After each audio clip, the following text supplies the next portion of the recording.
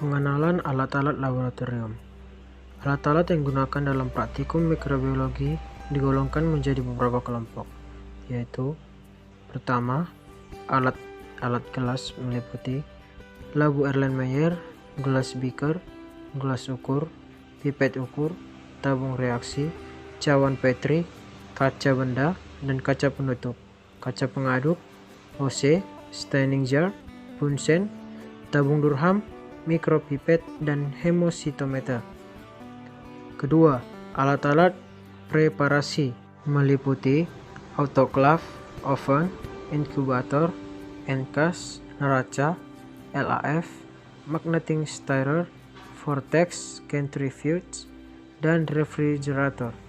Sedangkan alat bantu penglihatan yaitu mikroskop elektrik.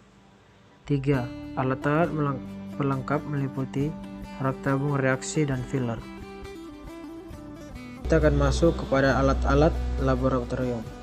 Yang pertama, labu Erlenmeyer yang digunakan untuk menyimpan larutan dan sisa medium baik padat maupun cair. Prinsip kerjanya yaitu larutan atau medium yang akan disimpan dituang melalui mulut Erlenmeyer. Selanjutnya mulut Erlenmeyer disumbat dengan kapas dan dilapisi aluminium foil atau kertas, baru kemudian gelas beaker berfungsi sebagai wadah saat pembuatan media untuk menampung aqueous dan lain-lain. Prinsip kerjanya yaitu ketiga, gelas ukur yang berfungsi untuk mengukur volume cairan, dapat berupa aqueous, air kelapa, air kaldu, ekstrak tauge, dan lain-lain. Prinsip kerjanya yaitu ukuran volume cairan pada gelas ukur dapat ditentukan dengan melihat meniskus cekung cairan dalam gelas ukur. Pipet ukur berfungsi atau digunakan untuk mengukur dan memindahkan suatu larutan dengan volume tertentu.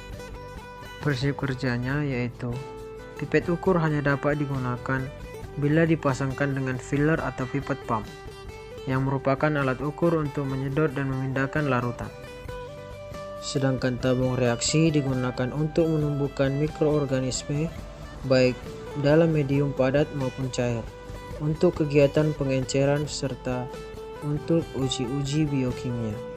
Tabung reaksi terbuat dari kaca yang tahan terhadap panas dan tekanan tinggi. Karena hampir dalam semua kegiatan mikrobiologi digunakan tabung reaksi dalam keadaan steril. 6. Cawan Petri digunakan untuk kultivasi mikroorganisme dalam biakan medium padat untuk perhitungan kepadatan mikroorganisme dengan metode lempeng tuang serta untuk melakukan uji sensitivitas mikroorganisme terhadap zat antimikrobia. Ketujuh, kaca benda atau objek gelas yang berfungsi untuk membuat preparat mikroskopik untuk kemudian diberi warna. Prinsip kerjanya yaitu kaca benda harus digunakan bersamaan dengan kaca penutup.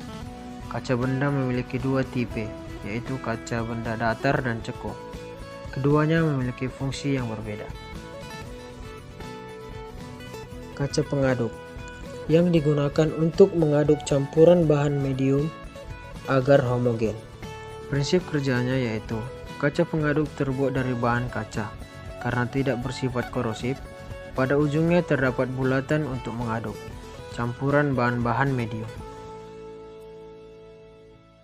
Jarum inokulasi yang digunakan untuk memindahkan inokulum dari satu media ke media lain. Prinsip kerja pada jarum inokulasi adalah bagian pegangannya terbuat dari kaca, sedangkan bagian lainnya terbuat dari kawat.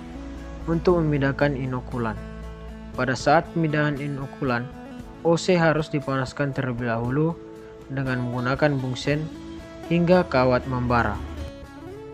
Yang terakhir atau yang ke-10, staining jar digunakan untuk meletakkan sediaan pada proses pewarnaan mikrobia. Yang prinsip kerjanya, staining jar untuk proses pewarnaan mula-mula diisi dengan zat pewarna atau larutan lain yang diperlukan. Lalu sediaan pada kaca benda yang akan diwarnai direndam di dalam jangka waktu tertentu.